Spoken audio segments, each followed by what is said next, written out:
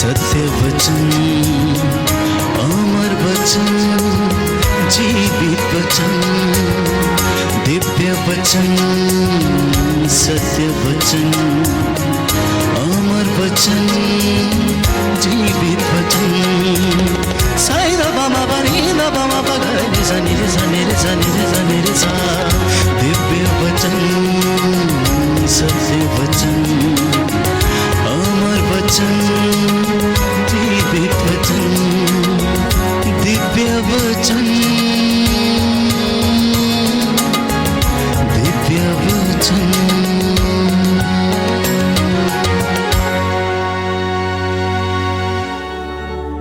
खाली दामन है,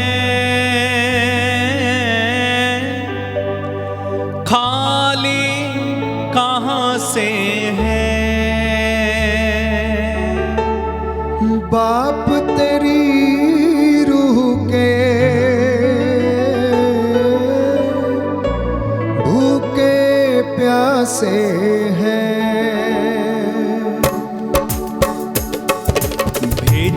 भेज दे खुदावंद, भेज दे खुदावंद, भेज दे अपना रूह। भेज दे खुदावंद, भेज दे खुदावंद, भेज दे अपना रूह। खाली दामन है, खाली कहाँ से है? खाली दामन है, खाली कहाँ से है? बाप तेरी रूह के हाँ भूखे प्यासे हैं। बाप तेरी रूह के भूखे प्यासे हैं। एक साथ भेज दे खुदावंद, भेज दे खुदावंद, भेज दे अपना रूह। भेज दे खुदावंद, भेज दे खुदावंद, भेज दे अपना रूह। मन में ठाना दामन को छू कर पाएंगे शिफा, तेरे पाक लहू की मरहम दे गहरे जख्म मिटा। मन में ठाना दामन को छू कर पाएंगे शिफा, तेरे पाक लहू की मरहम दे। मन में ठाना दामन को छू कर पाएंगे शिफा, तेरे पाक लहू की मरहम दे गहरे जख्म मिटा। मन में ठाना दामन को छू कर पाएंगे शिफा, तेरे पाक लहू की मरहम दे गहरे जख्म मिटा। भीड़ को चीर के हम दामन छूते हैं। भीड़ को चीर के हम दामन छूते हैं। भेज दे खुदावंद, भेज दे खुदावंद, भेज दे अपना रूह। भेज दे खुदावंद, भेज दे खुदावंद, भेज दे अपना रूह। दाऊद के बेटे यसू तू कर दे रहम हम पर, उतरे झिल्ली ख्वाहिशों की जो पड़ी है आंखों पर। दाऊद के बेटे यसू तू कर दे रहम हम पर, उतरे झिल्ली ख्वाहिशों की जो पड़ी है आंखों पर। दाऊद के बेटे यसू तू कर दे रहम हम पर, उतरे झिल्ली ख्वाहिशों की जो पड़ी है आंखों पर। दाऊद के बेटे यीशु तू कर दे रहम हम पर, उतरे झिल्ली ख्वाहिशों की जो पड़ी है आंखों पर। मिन्नत करते हैं,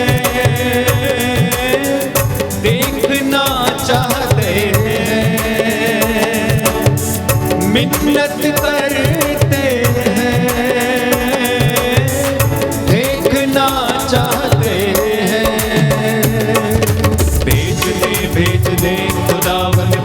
भेज दे खुदावन भेज दे अपना रूप। हम मिलकर गाएंगे भेज दे खुदावन भेज दे खुदावन भेज दे अपना रूप।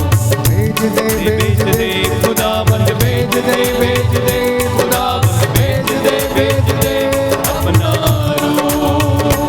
अपना रूप अपना रूप अपना रूप अपना रूप। भेज दे खुदावन भेज दे खुदावन भेज दे अपना रूप। भेज दे खुदावन भेज दे खुदावन भेज दे अपना रूप। भेज दे खुदावन भेज दे Receive the anointing. भेज दे Anointing यीशु के पवित्र सामर्थ्य लहू की, उसके पवित्र आत्मा के अभिषेक उतरे शबाश मंत्रों। खुदावन भेज दे अपना रूप। भेज दे खुदावन भेज दे खुदावन भेज दे अपना रूप। भेज दे खुदावन भेज दे खुदावन भेज दे अपना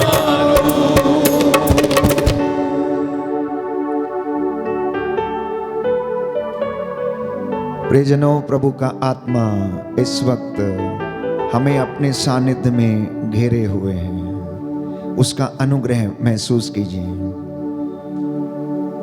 receive the anointing of the Holi spirit. वो हमारे बीच में उपस्थित है। आपका घर उसकी महिमा से भरा हुआ है। कुछ क्षणों के लिए सारी चिंताओं को भूल जाइए। संध्या समय आप लोग अपने काम से घर लौटे हैं। हो सकता है आप थक चुके हैं, हो सकता है आप निराश होंगे, हो सकता है कि आज कुछ करना चाहते थे लेकिन नहीं हो पाया, हो सकता है किसी से आज झगड़ा हो गया है, हो सकता है किसी से मनमुटाव है, तो क्षमा कर दें। सारी चिंताओं को भूल जाएं कुछ क्षणों के लिए। प्रभु के अनुग्रह के लिए धन्यवाद दें, उसकी उपस्थिति के लिए धन्यवाद दें। उसने हमें इस लायक समझा कि हम उसकी हजूरी में आकर उसका धन्यवाद कर सकें। प्रभु कहता है, मैं सच्ची दाखलता हूँ, तुम डालियाँ हो, मैं तुम्हारा उज्जवल भविष्य करूँगा। जो डाली मुझ में रहती है वो बहुत फलती है। उसकी कृपा इस वक्त आपके परिवारों में, आपके बच्चों के जीवन में, आपके दाम्पत्य जीवन में बहने लगे। उसकी कृपा आपके दाम्पत्य जीवन में बहने लगे। एक एक व्यक्ति इस वक्त जो इस आराधना में भाग ले रहा, दूर दराज से प्रभु को समर्पित हो जाना। प्यारे भाइयों और बहनों, समर्पण और प्रार्थना ये हमारे विश्वास की अभिव्यक्ति है। समर्पण में चंगाई है, छुटकारा है और प्रभु हमसे बातें करता है। आज प्रभु वचन के द्वारा हमसे बातें करना चाहता है, आपको ब्लेस करना चाहता है। हमने गीत गाया, यीशु आया है अपनी रूह का ताज़ा अभिषेक आपको देने के लिए, अपने पवित्र हाथों से आपको चंगा करने के लिए, आपके साथ बैठकर भोजन करने के लिए, आपकी संगति में बैठने के लिए, आपको अपने अभिषेक से भरने के लिए। जैसे वो कफरनाहूम गलीलिया की झील के किनारे, बेतलेहम में, यरूशलेम में, नाजरत में लोगों को चंगा करते थे। जिस जिस घर में वो जाते थे चंगाई, मुक्ति और उद्धार और शांति आती थी। आज आपके घर में भी ऐसा हो जाए। मैं इस वक्त आपके लिए प्रार्थना करूंगा। प्यारे भाइयों और बहनों, हम प्रभु का वचन ध्यान से सुने और आज का ये वचन आपके परिवार में और जीवन में 100 गुना, 60 गुना, 70 गुना, 30 गुना फल लाए। बोलिए आमीन, आमीन, हालेलुया, हालेलुया, हालेलुया, हालेलुया। इब्रानियों का पत्र अध्याय 4 पद संख्या 16। इब्रानियों का पत्र अध्याय 4 पद संख्या 16। प्रभु का वचन हमें बताता है कि भरोसे के साथ अनुग्रह के सिंहासन के पास आइए, जिससे कि आपको दया मिले और कृपा प्राप्त हो। और ये कृपा आपकी आवश्यकताओं में आपकी सहायता करेगी। बोलिए आमीन, हालेलुया। हालेलुया। दाहिना हाथ उठाकर अंगीकार करेंगे। प्रभु का वचन कहता है, प्रभु का वचन कहता है, भरोसे के साथ अनुग्रह के सिंहासन के पास आइए, अनुग्रह के सिंहासन के पास जिससे आइए, आपको दया मिले, जिससे आपको दया मिले, और वह कृपा प्राप्त हो, और वह कृपा प्राप्त हो, जो हमारी आवश्यकताओं में जो हमारी आवश्यकताओं हमारी में सहायता करेगी। हमारी सहायता करेगी। हालेलुया। हालेलुया। मेरा विश्वास है कि प्रभु इस वक्त आपको अपनी उस दया और कृपा से भर रहा है, उस आनंद से वो भर रहा है, अपनी करुणा से वो आपको भर रहा है, क्योंकि वो करुणामयी ईश्वर है, वो दयालु ईश्वर है। वो सहज ही द्रवित हो जाता है। अर्धांग रोगी को देखकर उसे तरस हो आया, बड़ी भीड़ को देखकर उसे तरस हो आया, और उसने अपने चेलों से कहा कि इनके लिए भोजन का प्रबंध करो।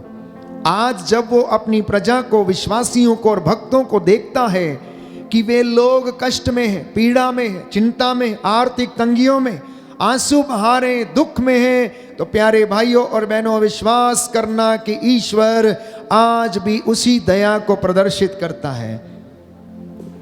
और संत पौलुस हमें याद दिलाता है कि उस कृपा को प्राप्त करने के लिए हम अनुग्रह के सिंहासन की ओर चलें, नतमस्तक होकर उससे ईश्वरीय दया की याचना करें, ईश्वरीय कृपा की याचना करें, जो आपकी और मेरी आवश्यकताओं में सहायता करेगी। क्योंकि प्रभु कहता है कि तुम्हारा भविष्य उज्जवल होगा। Hallelujah, hallelujah, hallelujah. Hallelujah, hallelujah. ये आपके लिए प्रभु की प्रतिज्ञा है कि मैं तेरे जीवन में उन तमाम बातों को पूरा करूंगा, जैसा कि मैं यूदा के साथ उसकी माँ की गोद में जब वो था करता आया, उसके बाल पक जाने तक मैं ऐसा करूंगा। और आज आपसे ये वादा करता है कि मैं तेरे साथ भी वैसा ही करूंगा। तेरा भविष्य उज्जवल होगा, तुझे वो कृपा प्राप्त होगी जो मैं तुझे दूंगा, और वो तेरी आवश्यकताओं में तेरी सहायता करेगी। प्रभु आपको आज विश्वासी बनने के लिए बुला रहे हैं। प्रभु आज आपको विश्वासी बनने के लिए बुला रहे हैं, भक्त बनने के लिए बुला रहे हैं, सेवक बनने के लिए बुला रहे हैं, प्रेरिताई का काम करने के लिए बुला रहे हैं, उसके नाम पर गवाही देने के लिए आपको आमंत्रित कर रहे हैं, आपको एक दूसरे को क्षमा करने के लिए प्रभु बुला रहे हैं। वो चाहते हैं कि आप पवित्र बने, पवित्रता के लिए आप लोग बुलाए जा रहे हैं। प्रभु कहता है यदि तुम ऐसा करोगे तो प्यारे भाइयों और बहनों, तुम्हारा भविष्य उज्जवल होगा। पवित्र आत्मा तुम्हें सामर्थ्य प्रदान करेगा, और उसकी कृपा से तुम संचालित होगे तो तुम इस संसार की भौतिक चीजों पर आश्रित नहीं होंगे। और जब आत्मा तुम्हें संचालित करेगा तो तुम्हारा भविष्य उज्जवल होगा, और तुम्हें आत्मा के वरदानों की कृपा प्राप्त होगी, और तुम्हारा जीवन आनंदमय हो जाएगा। बोलिए आमीन, आमीन। Hallelujah, hallelujah. Hallelujah, hallelujah. Hallelujah. Hallelujah. हे प्रभु यीशु, हे प्रभु मैं यीशु, आपके इस प्रेम के लिए मैं आपके इस प्रेम के लिए धन्यवाद देता हूँ, धन्यवाद देता हूँ, आपकी आराधना करता हूँ, आपकी आराधना जय करता हूँ, जयकार करता हूँ। जय जयकार करता हूँ। Hallelujah, hallelujah. हालेलुया। हालेलुया। और हर व्यक्ति अलग अलग मिन्नत को लेकर प्रभु के सामने आता है, स्तुति करने के लिए, धन्यवाद देने के लिए, चंगाई प्राप्त करने के लिए, प्रभु की प्रशंसा करने के लिए, वर्शिप करने के लिए, आपके घर में शांति बनी रहे, इसके लिए आप उसकी हजूरी में आते हैं और आप आराधना करते हैं। आप में से कई लोग कष्ट में जीवन बिताते हैं, आर्थिक तंगियों से होकर गुजरते हैं, बहुत सारे गंभीर बीमारियों से पीड़ित हैं, लकवे जैसे रोग से पीड़ित हैं, रीढ़ की हड्डी की समस्या से पीड़ित हैं, brain tumour, cancer, blood cancer, तमाम समस्याओं से इंसान घिरा हुआ है। बाइबल हमें बताती है, अय्यूब के ग्रंथ अध्याय 8 में हम पढ़ते हैं कि अय्यूब के जीवन में भी कुछ ऐसा ही था।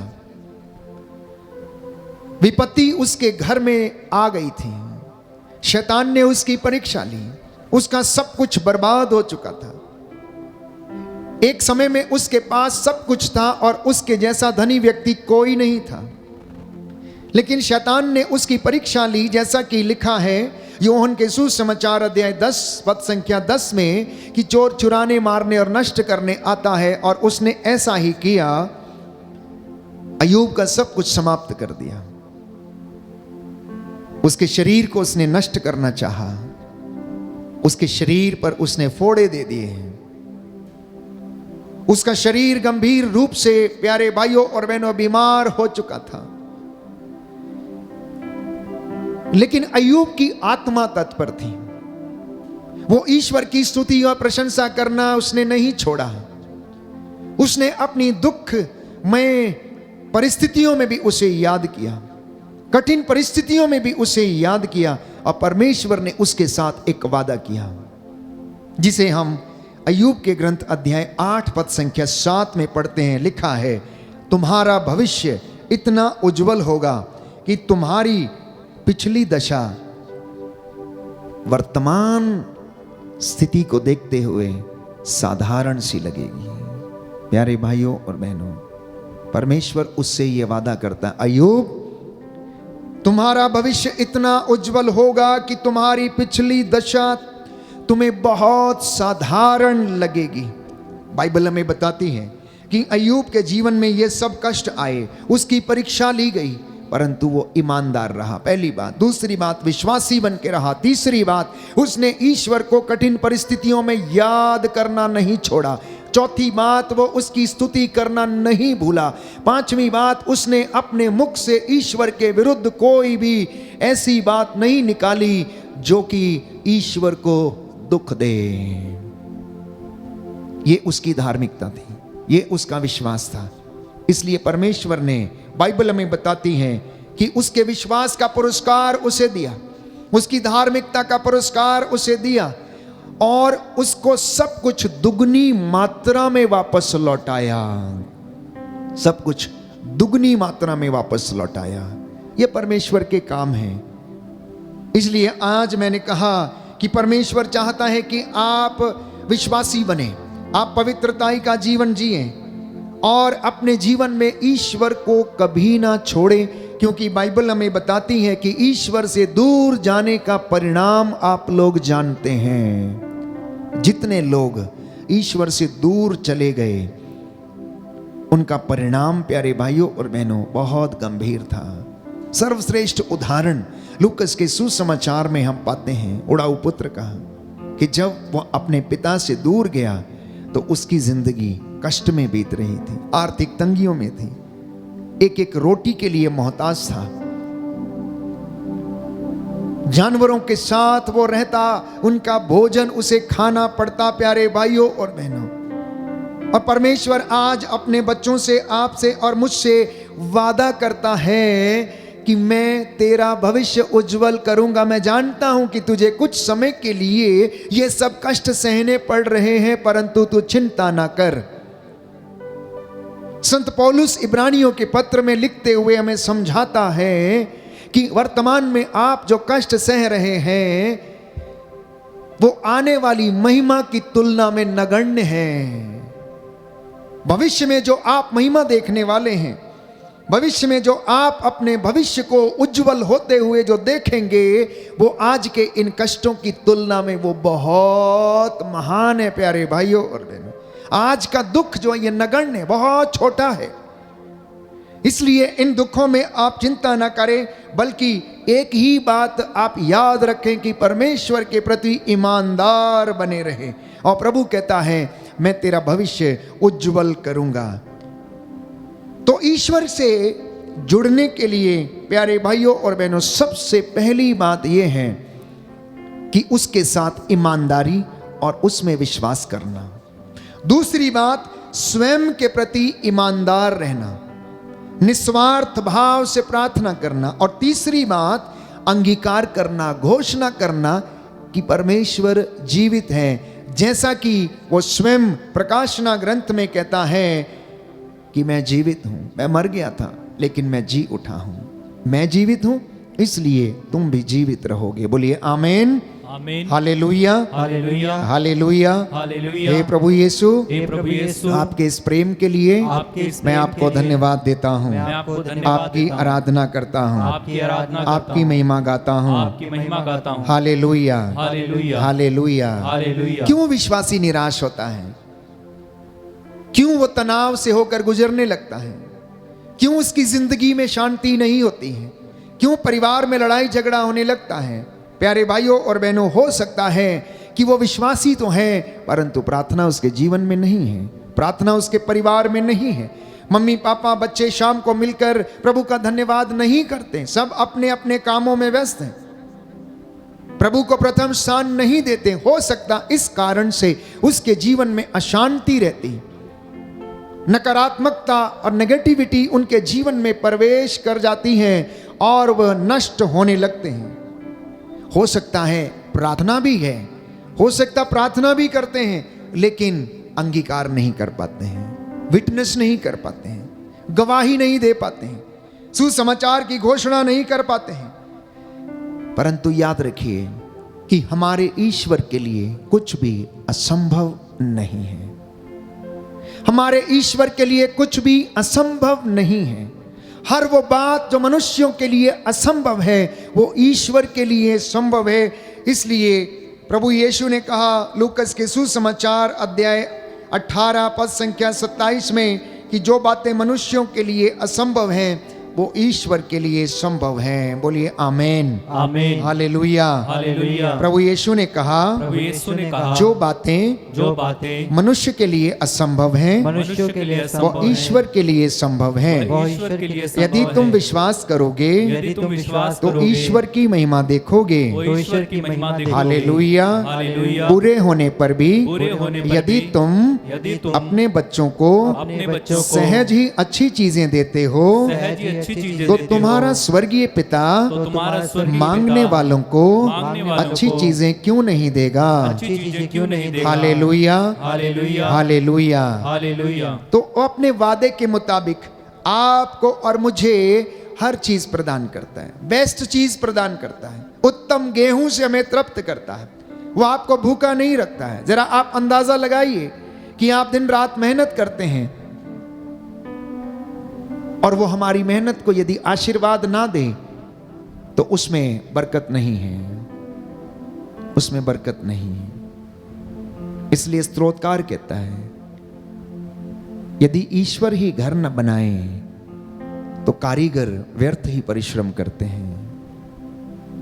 यदि ईश्वर नगर की रखवाली ना करे तो पहरेदार व्यर्थ जागते हैं। प्यारे भाइयों और बहनों, इस महान रहस्य को मनुष्य को समझने की आवश्यकता है। आज इंसान जिंदगी की दौड़ में दौड़ा चला जा रहा है, एक ऐसी होड़ में लगा हुआ है जहां पर कुछ समझ में नहीं आता है क्या पाना चाहता है।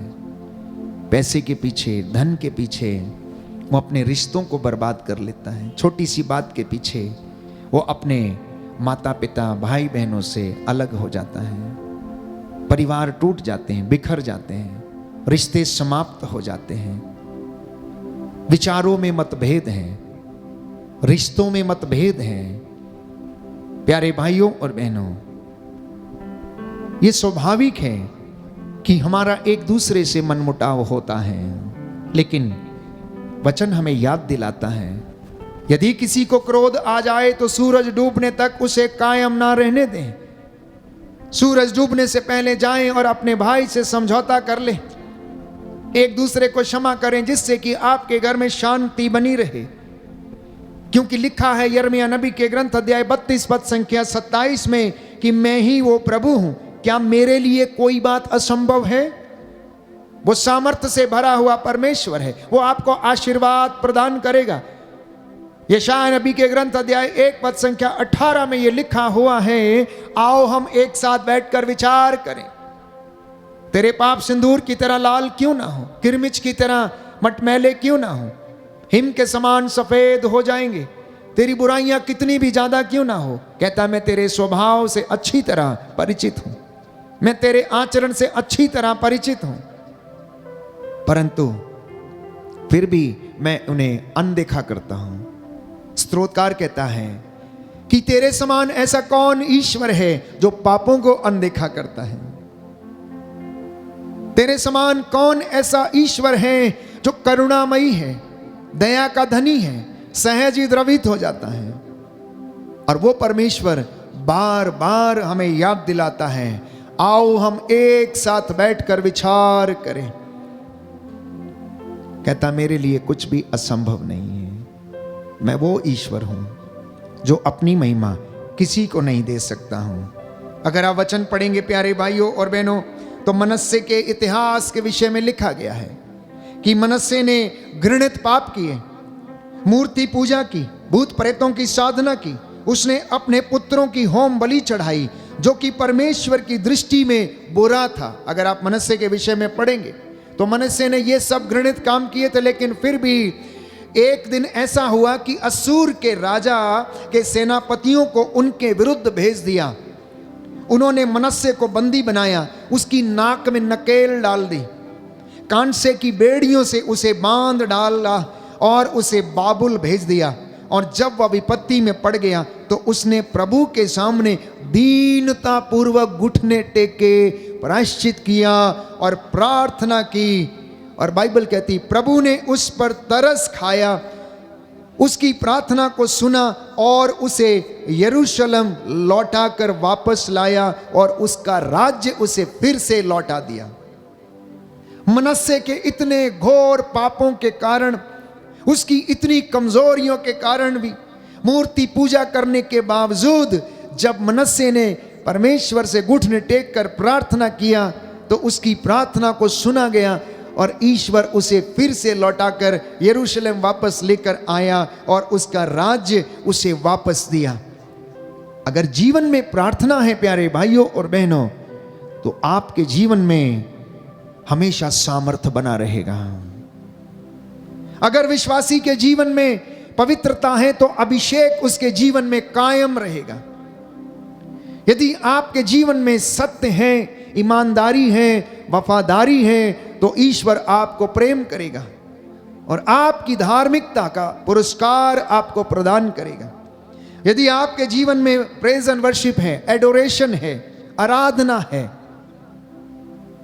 तो आप हमेशा डिलीवरेंस प्राप्त करेंगे, हमेशा आप छुटकारा प्राप्त करेंगे हर प्रकार की बुराई से, नशे से, लड़ाई झगड़े से, अनेक प्रकार की अश्लीलताओं से, अनेक प्रकार के बुरे बंधनों से, हर प्रकार की दुष्ट आत्माओं से आप आजाद रहेंगे यदि आप उसकी हजूरी में आकर बैठकर आराधना करेंगे, वचन पढ़ेंगे, सुनेंगे, सुनाएंगे, वर्शिप करेंगे, तो वो आपको अभिषेक प्रदान करेगा। बोलिए आमेन, आमेन, हालेलुया, हालेलुया, हालेलुया, हालेलुया। यीशु की स्तुति हो, यीशु को धन्यवाद, यीशु की आराधना हो, यीशु की महिमा हो, यीशु को धन्यवाद, हालेलुया, हालेलुया, हालेलुया। और यदि आप उसका आदर करेंगे तो वो भी आपका आदर करेगा। यदि एक विश्वासी उसके साथ रहेगा तो परमेश्वर भी अपने भक्तों के साथ रहेगा और उसके घर में डेरा डालेगा। जैसा कि बाइबल हमें बताती है कि ईश्वर का दूत उसके भक्त के घर में डेरा डालता है और उसे विपत्तियों से बचाता है और उसकी हड्डियों की रक्षा करता है। स्तोत्रकार लिखता है कि प्रभु का दूत उसके भक्त के घर में डेरा डालता है।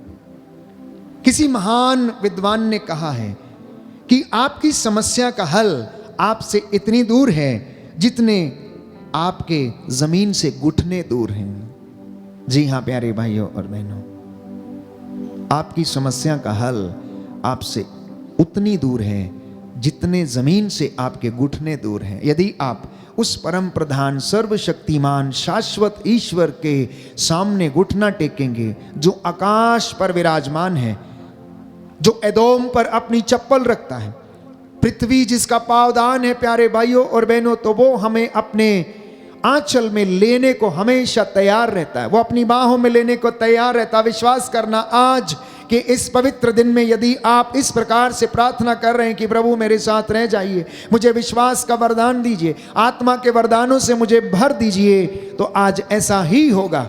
आपके घर से बंधन टूटेगा, आपके बच्चों के जीवन से बंधन टूटेंगे, आपके जीवन में पवित्रता का वरदान प्रभु आपको देगा। वचन सुनिए, सुनाइए और घर में आराधना कीजिए, वर्शिप कीजिए। जैसा मैं हमेशा कहता हूं, इन गीतों भजनों को गाइए तो आपके घर की एक एक चीज पवित्र हो जाएगी। मकान की ईंटें तक प्रभु शुद्ध करेगा, क्योंकि जहां पर उसके नाम की आराधना स्तुति होती है, जहां पर वचन बोला जाता है, वो वचन वहां पर कार्य करता है। उस जगह पर बदरूहों का, उस जगह पर शैतानी दुष्ट आत्माओं का, शैतानी ताकतों का, अंधकार की शक्तियों का, नेगेटिविटी का, नकारात्मकता का कोई अधिकार नहीं है।